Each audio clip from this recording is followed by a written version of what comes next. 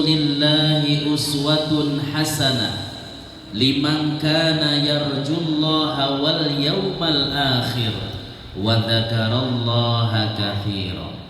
Faqala Nabi sallallahu alaihi wasallam, innama bu'ithtu liutammima makarimal akhlaq. Sadaqallahul azim wa sadaqa rasul nabiyil karim wa nahnu ala dzalika minasyahidin wa syakirin walhamdulillahi rabbil alamin. Jamaah, oh jamaah, kok ngantuk kabeh? Lanjut Tat, lanjut. Seru wiyus kayak model. Lanjut Tat. Suka. Digas Tat, digas. Yang kami hormati sekalian, para alim ulama, para kiai, para ustadz yang senantiasa memberikan cahaya keilmuan untuk kita sekalian. Mudah-mudahan para kiai ustadz senantiasa disehatkan oleh Allah Subhanahu wa taala, senantiasa tetap istiqomah memberikan penerangan kepada kita sekalian. Yang kami hormati Bapak Ibu sekalian yang dimuliakan Allah Subhanahu wa taala.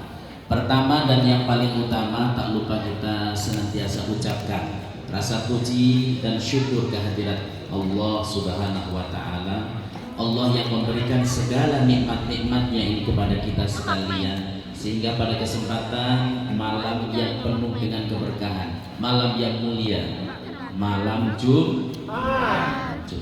Tapi elek ini Pak, malam Jumat itu dikonotasikan sesuatu yang enak-enak.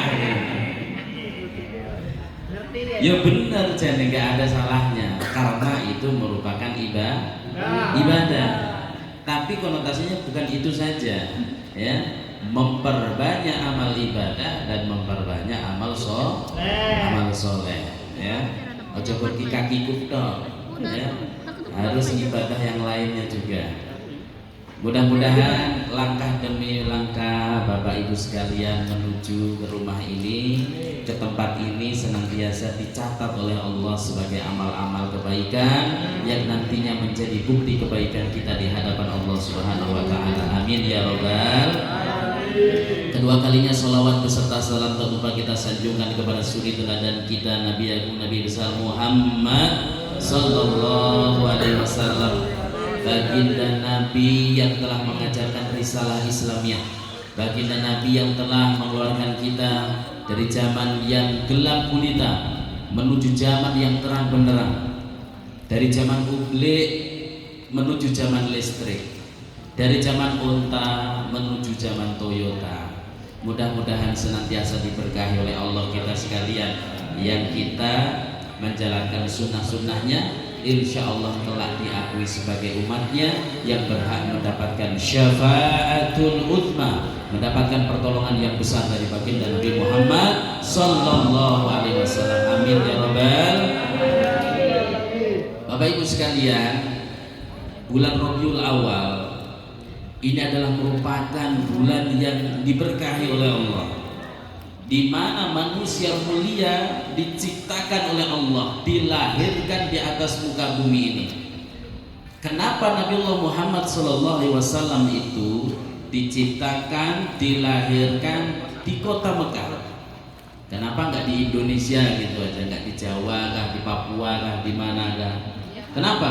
Karena Mekah dulu dikenal sebagai zaman jahiliyah. Jahiliyah itu zaman kebodohan. Pokoknya sak goblok-gobloknya wong yo zaman jahiliyah itu sudah. Karena apa? Tidak ada aturan. Mereka hanya aturan yang kuat yang menang. Hukum riba lah. Ya hampir semi-semi Indonesia harus nyedeki wis. Rotoan. Ya rotoan sidi roto sidi. Tapi enggak ke sana dulu. Kita alon-alon dulu, ya. Jadi di Mekah dulu itu luar biasa, Bu, ya. Bahkan kalau ibu-ibu itu ngelahirin bayi perempuan itu langsung dibunuh, kalau enggak dikubur hidup-hidup. Kenapa? Mereka beranggapan bahwasanya melahirkan bayi perempuan hanya menambah beban keluarga dan menambah fitnah di keluarga. Nggak bisa bekerja, nggak bisa perang. Di sini cuma bikin beban di keluarga. Nah, zaman dahulu Bu, orang judi itu kalau sekarang judinya kan lewat online, slot dan lain sebagainya itu, ya. Kalau dulu judinya itu objeknya bukan itu barang-barang, benda-benda atau hewan, tidak, manusia langsung. Ya, ada kisah itu, ada seorang ibu-ibu yang berjalan, ada 4 laki-laki di situ. Nah, kebetulan ibu tersebut lagi hamil besar. Nah, 4 laki-laki ini dia langsung bilang ke temannya, ayo coba tebak ya, kira-kira janin yang di dalam ibu tersebut bayinya laki-laki atau perempuan? Sing loro jawab wedok, sing sijine jawab lanang. Oke, sudah, kalau begitu kita taruhan. Kalau kau benar, akan kau berikan unta 2 ekor gemuk-gemuk besar-besar. Ya udah, pas ibunya lewat langsung ditebas perutnya, diambil janinnya dari ibu tersebut. Ya, ini saking ngerinya itu zaman jahiliyah itu seperti itu. Ya, objeknya langsung manusia. Maka daripada itu Rasulullah SAW diturunkan oleh Allah Subhanahu Wa Taala di Mekah Al-Mukarramah yang dulu penuh dengan kesesatan, yang dimana kelahirannya memadamkan api majusi, kelahirannya menghancurkan berhala-berhala yang ada di kota Mekah, yang ada di dinding-dinding Ka'bah. Rasulullah SAW manusia mulia yang dimana kelahirannya memberikan cahaya yang terang di malam kelahirannya pada hari Senin, ya 12 Rabiul Awal. Maka keadaan malam itu seperti kayak keadaan pagi hari, terang, diterangi oleh bulan yang luar biasa. Maka daripada itu Nabiullah Muhammad SAW harus menjadi panutan kita sebagai umatnya. Ya Bu ya, luar biasa. Pokoknya kalau ibu-ibu senantiasa membaca sirah nabawiyah, itu luar biasa. Pasti akan senantiasa lebih cinta kepada baginda Nabiullah Muhammad SAW. Maka yang harus kita lakukan sekarang, bulan Maulid, perayaan Maulid, bukan hanya saja kegiatan seremonial, akan tetapi kita mari terapkan dalam kehidupan sehari-hari. Ya, dulu Bu, zaman kecilnya kita itu kalau pas tidur itu ibu kita pasti ngomong kita, dan dengan caranya diberikan nyanyi-nyanyian. Pernah saya ingat itu satu nyanyian itu ada seperti ini Bu. Pada zaman dahulu kala, pada zaman jahiliyah, lahirlah seorang Rasul yang terakhir dan mulia. Ditanya sama Mas Imron, mamanya siapa? Namanya siapa Bu? Abdul apa? Namanya Nabi Muhammad namanya. Ibunya siapa? Siti Aminah ibunya.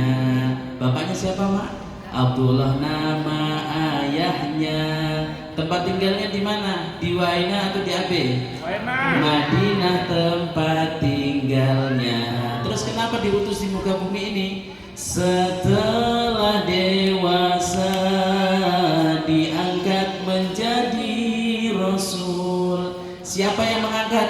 Pak RT atau Pak RW? Oleh Allah yang kuasa. Allah itu siapa? Pencipta alam semesta. Indah Pak lagu-lagu dulu itu, menanamkan akidah kepada anak-anaknya. Coba lagu-lagu sekarang, anak-anak itu apa Mak? Kicau, kicau, kicau mania. Lagu nunggu di sini, arah-arah semua ini, bahaya ini. Ya. Akhirnya yang gangak-gangak ada. Lagunya kicau-kicau mania Mak. Ya. Maka tanamkan akidah yang benar kepada anak agar akhlaknya itu baik. Karena Rasulullah tidak lain dan tidak bukan diturunkan di muka bumi ini untuk apa? Memberikan apa?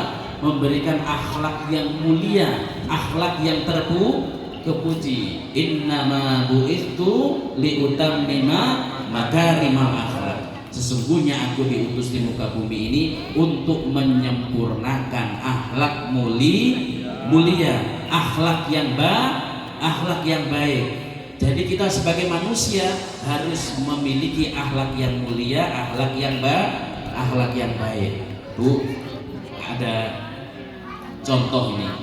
Rasulullah itu ketika berjalan-jalan bersama para sahabatnya, ya kalau zaman sekarang itu ngomongnya di komplek lah. Jalan-jalan di komplek sambil lihat keadaan sekitar. Namanya seorang pemimpin, Pak. Kalau ada rakyatnya yang lagi menderita, itu harus cepat-cepat dibantu. Ojo malah menambah bayar pajak. Nah, kalau yang bayar pajak, wah ini malah negoro menjajah rakyatnya, ya. Ketika Rasulullah berjalan-jalan itu nggak sengaja tiba-tiba ada angin yang bertiup kena jubahnya. Rasulullah sampai kelihatan betisnya. Bagaimana reaksi Nabi Muhammad SAW kelihatan betisnya? Nabi malu sampai merah mukanya. Itu Nabi, Bu. Nabi itu kena kelihatan betisnya. Ya, Nabi kan putih, kelihatan betisnya. Nabi malu sampai merah mukanya. Oh, coba sekarang umatnya Nabi, bukan hanya betisnya yang kelihatan, paha dan dadanya kelihatan, bukan malah malu, Bro. Malah ketawa. Ya ketawa sih dulu ya suweneng. Mas Ibron sambil tutup mata nunggu ini. Alhamdulillah. Ini barang apik.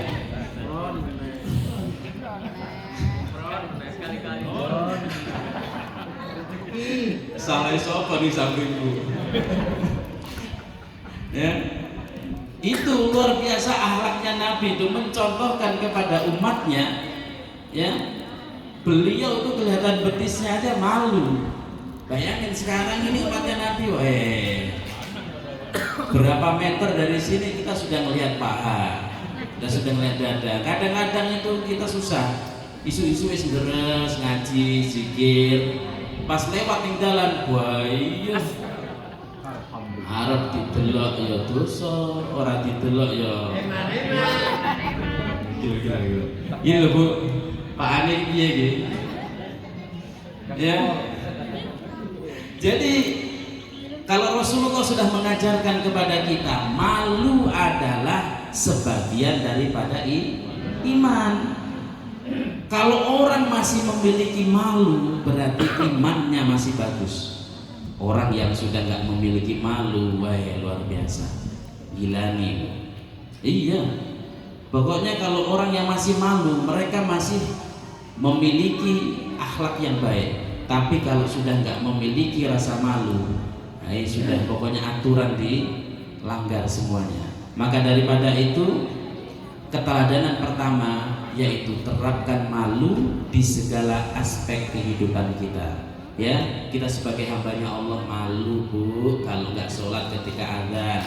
Ya, malu Pak kalau dipanggil Allah, hayya 'alas shalah,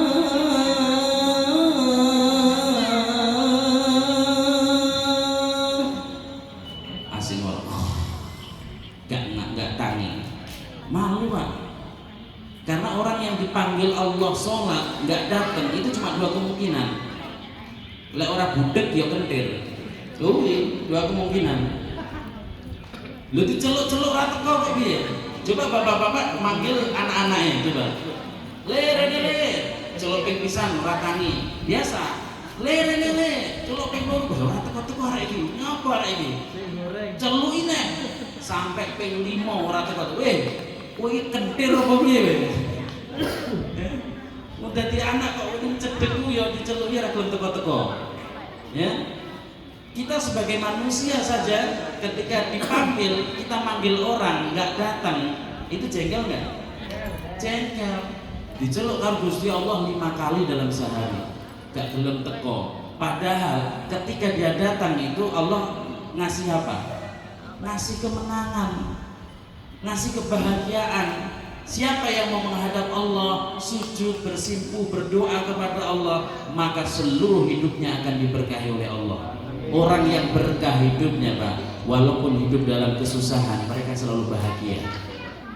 Karena kunci kebahagiaan bukan pangkat jabatan yang tinggi, harta benda yang banyak, bukan, tapi ketenangan hati, menerima segala ketetapan Allah. Qanaah dia, Bu. Ikhlas dia menjalani kehidupan. Kenapa sekarang banyak orang itu frustasi, banyak orang itu sudah kecewa lah dengan kehidupan ini, karena mereka nggak bersandar diri kepada Allah. Padahal puncaknya daripada segalanya itu mereka selalu bertawakal kepada Allah, berserah diri kepada Allah. Kalau kita sudah berserah diri, kata Mas Alfian itu, Allah akan memberikan solution in the life. Allah akan memberikan jalan yang terbaik dalam setiap permasalahan yang kita hadapi. Ya, orang yang selalu tawakal kepada Allah, mereka akan senantiasa diberikan petunjuk oleh Allah Subhanahu wa Ta'ala. Jadi seperti itu, ya. Maka kita senantiasa kalau dipanggil oleh Allah harus datang, ya. Mau dikasih pahala banyak, Bu, ya.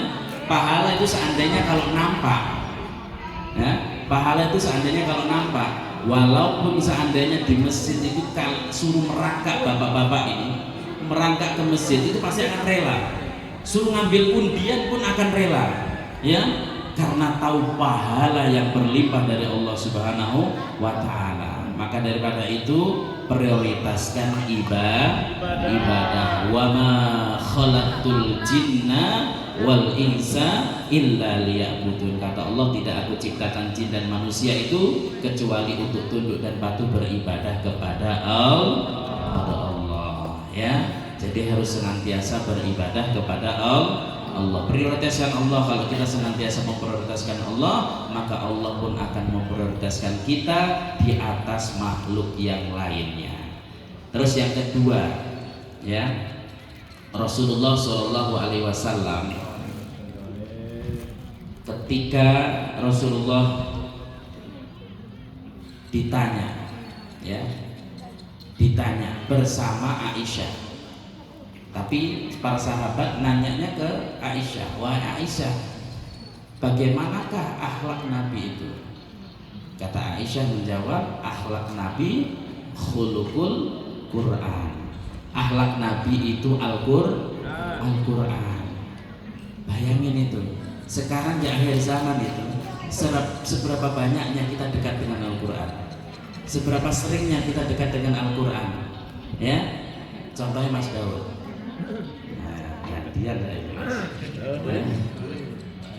Mas Daud itu, kenapa saya kasih contoh? Karena Nabi Daud itu suaranya merdu, ya. Nabi Daud itu suaranya merdu. Boleh Daud sini, koyonya serak-serak, serak-serak, basah kok serak-serak becek, ngerti, ya. Nabi Daud itu kalau dia bersenandung dengan syair-syairnya, ya, itu bahkan burung-burung yang bertebaran itu dia berhenti sebentar, angin itu berhenti. Nabi Daud itu luar biasanya itu, ya. Nabi Daud itu kuat dan suaranya merdu, luar biasa, ya. Nabi Daud seandainya Nabi Daud memang Mas Daud seandainya baca itu Al-Quran, ya, pahala yang didapatkan itu dalam satu hurufnya saja itu luar biasa. Kata Rasulullah, man qara'a harfan min kitabillahi falahu hasanah wal hasanatu bi asri amsalihah. La aqulu alif lam mim harfun walakin alifun harfun wa lamun harfun wa mimun harfun. Kata Rasulullah, barang siapa dari kalian itu yang membaca kalamullah, satu huruf saja dari kalamullah Al-Quran, maka Allah akan memberikan satu pahala. Satu pahala itu akan dilipatkan menjadi 10 pahala. Kata Rasulullah, la aqulu alif lam mim harfun. Aku tidak mengatakan alif lam mim itu satu huruf, melainkan alifun harfun wa lamun harfun wa mimun harfun. Lam alif satu huruf, lam satu huruf, dan mim satu huruf. Dapat kita bayangkan itu, ya, ketika kita membaca alif lam mim dapat berapa? 10 kebaikan dikali 3 dapat 30 kita. Dapat 30 kebaikan dari Allah Subhanahu wa Ta'ala. Sedangkan satu kebaikannya itu lebih indah dari seluruh keindahan yang ada di dunia ini, lebih nikmat dari seluruh kenikmatan yang ada di dunia ini. Karena nikmat dunia itu terbatas, nikmat dunia itu kecil saja, sedangkan nikmat akhirat itu besar. nikmat akhirat itu tak terkira, tak terhingga. Maka kalau ibu-ibu pengen enak hidupnya di rumah biar nggak bosen, baca Quran, ya, baca Quran, lagi ngumpul-ngumpul baca Quran. Ya bu, terus bareng-bareng yuk.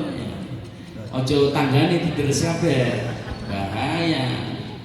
Ya, saya sering itu kalau di Paguyuban Wangi ngomong, Bu, mulai sekarang Bu ya, hentikan itu departemen pergosipan. Karena nggak ada untungnya, rugi gitu, ya. Sholat kita rugi pahalanya di Ciko Uang, ngaji kita, sedekah kita rugi. Kenapa? Ketika kita ngomongin orang, ya bahaya. Bagaikan kita memakan daging saudaranya kita sendiri. Maka kalau pengen bahagia hidup itu nggak usah ngiri teman, nggak usah terlalu ngepoin teman.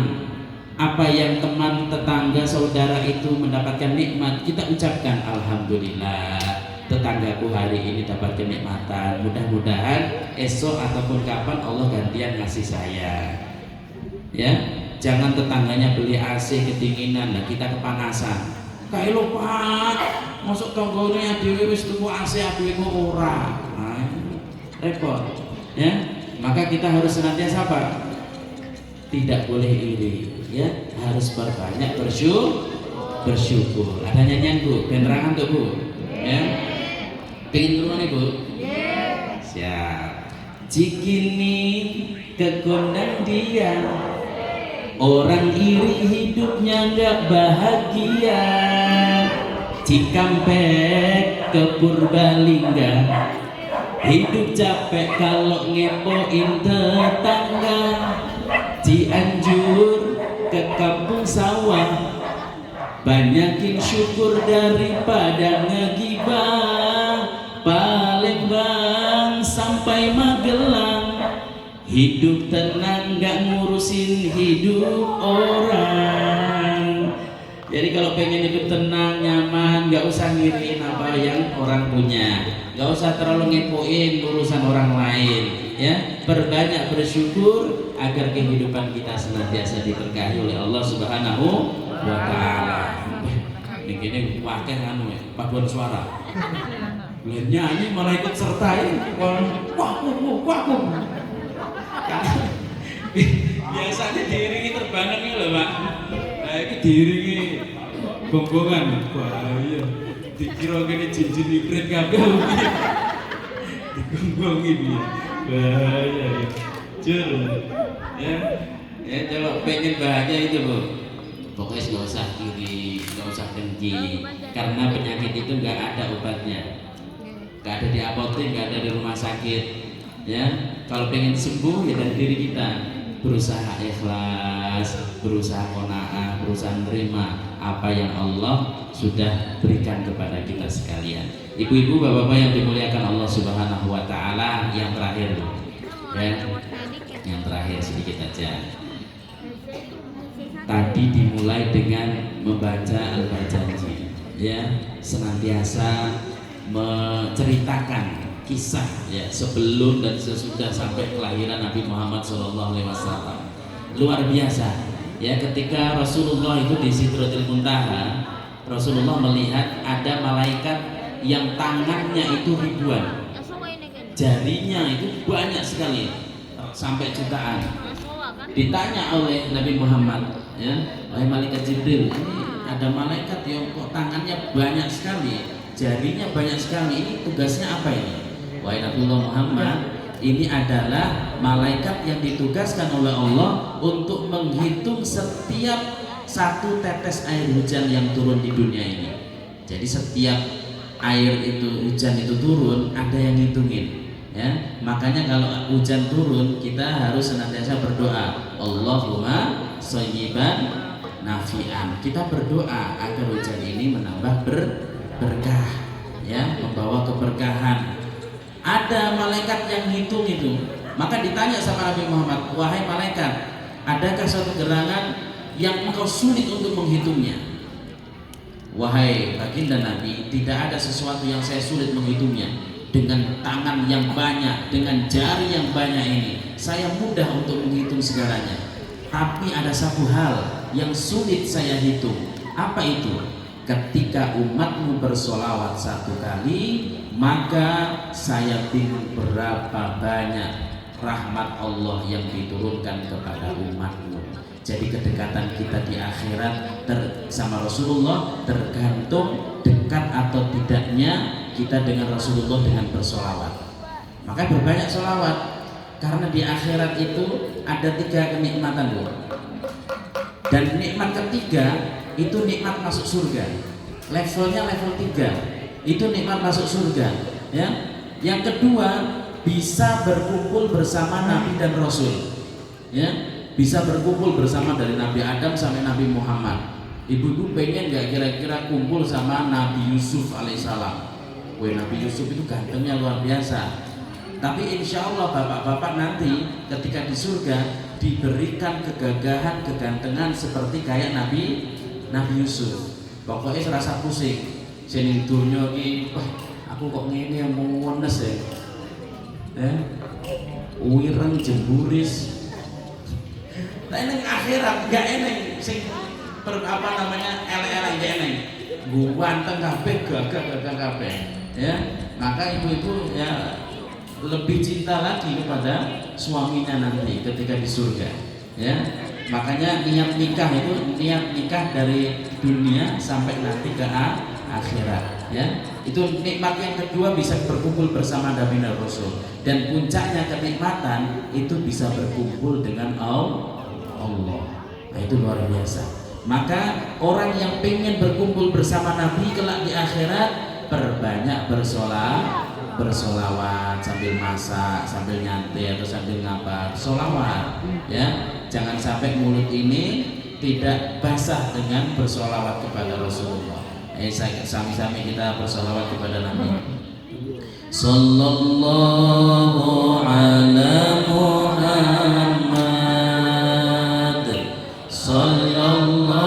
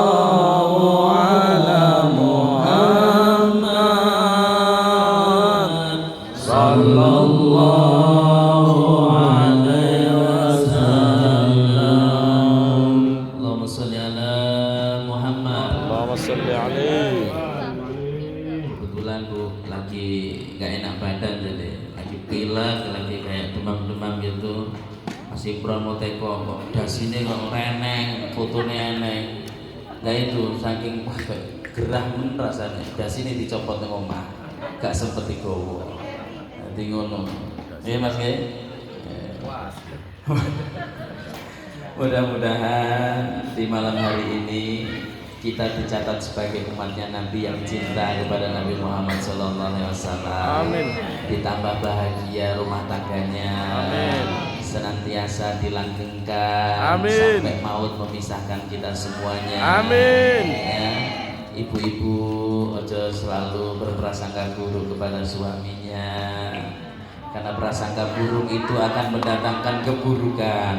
Kalau prasangka baik akan mendatangkan kebaikan. Amin. Ngono Bu, ya. Oh sidik ini mumpung apa kumpul ibu-ibu karo bapak-bapak ya. Dalam menjalani rumah tangga itu Rasulullah sudah memberikan contoh kepada kita ya. Contohnya seperti apa ya?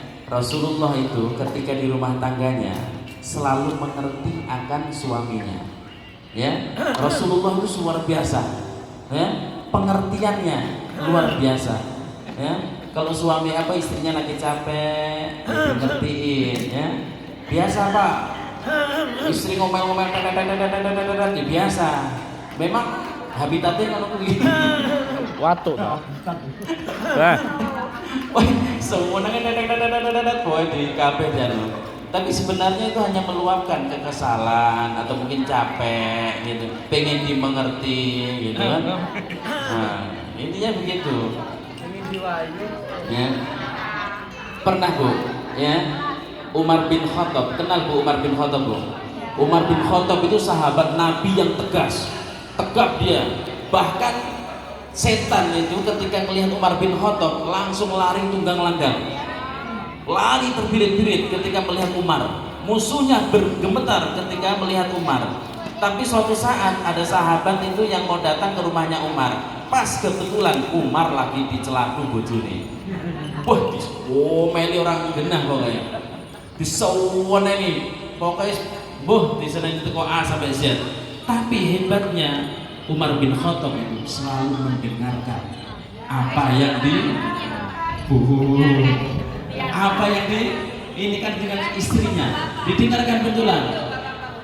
Maka ketika ditungguin kan sama sahabatnya itu, ketika Umar itu dia keluar dari pintu sambil masang muka-muka melas. Umar kok melas muka ini?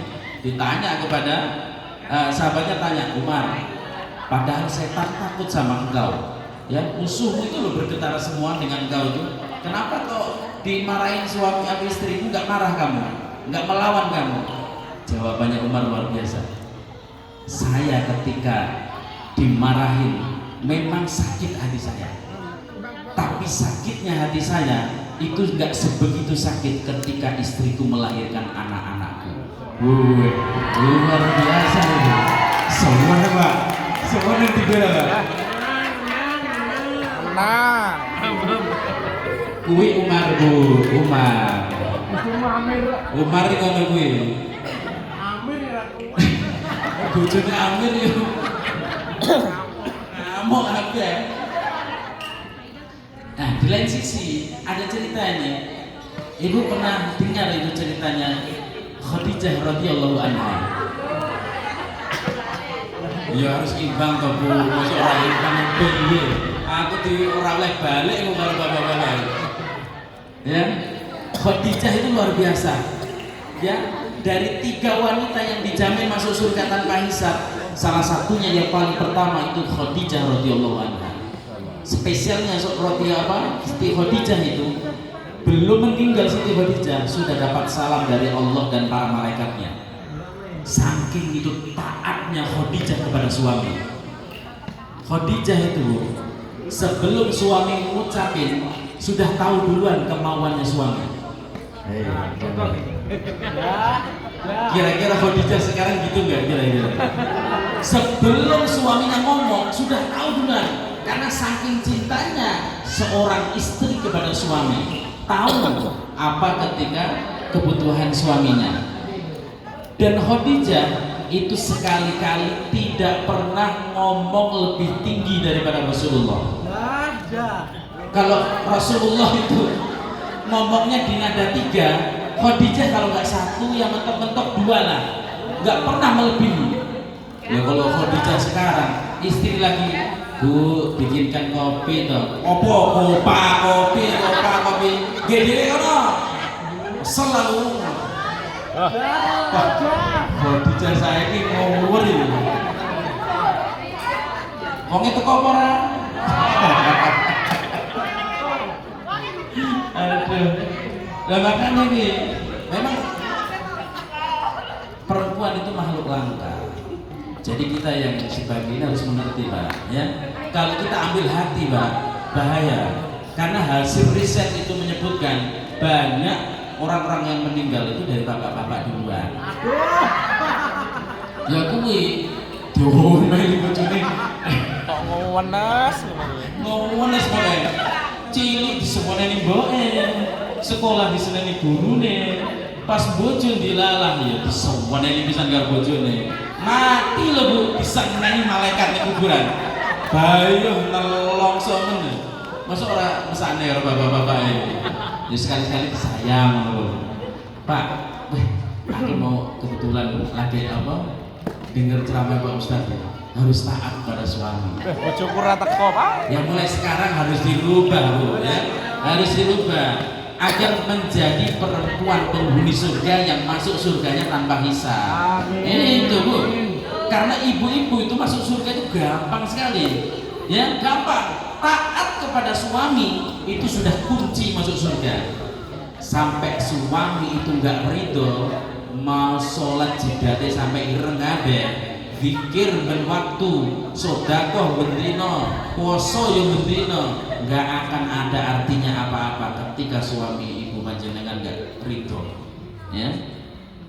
Maka ketika ijab kabul itu kan luar biasa, arsy Allah itu bergetar. Kenapa? Karena berpindahnya tanggung jawab dari seorang ayah ke suami. Ya.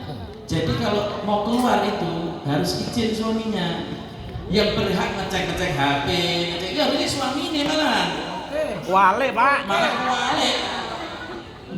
Ya, maka mulai kalau pengen ya, suami itu kalau pengen baik ya, pokoknya ibu-ibu prasangka baik saja. Insya Allah Allah akan balas kebaikan. Ya, pokoknya itu sebagai ladang pahala ibu-ibu sekalian lah. Ya, baktinya kepada istri kepada suami itu adalah merupakan ladang pahalanya ibu-ibu panjenengan. Ya, ibadah nggak usah repot-repot tahajud sampai suwengi, nggak usah repot-repot. Taat kepada suami jaminan masuk surga. Tapi kewajibannya juga kerjakan. Jadi seperti itu Bu ya, Pak ya. Oke, podo-podo ya. Mudah-mudahan kita senantiasa diberkahi oleh Allah Subhanahu wa taala. Dan kita senantiasa dipanjangkan umurnya, umur yang barokah, umur yang mendatangkan keberkahan dari Allah Subhanahu wa taala, senantiasa diistiqomahkan dalam beribadah kepada Allah. Amin amin ya rabbal alamin. Demikian dari kami, kurang lebihnya kami mohon maaf yang sebesar-besarnya. Hadanallahu wa iyyakum ajma'in. Assalamualaikum warahmatullahi wabarakatuh.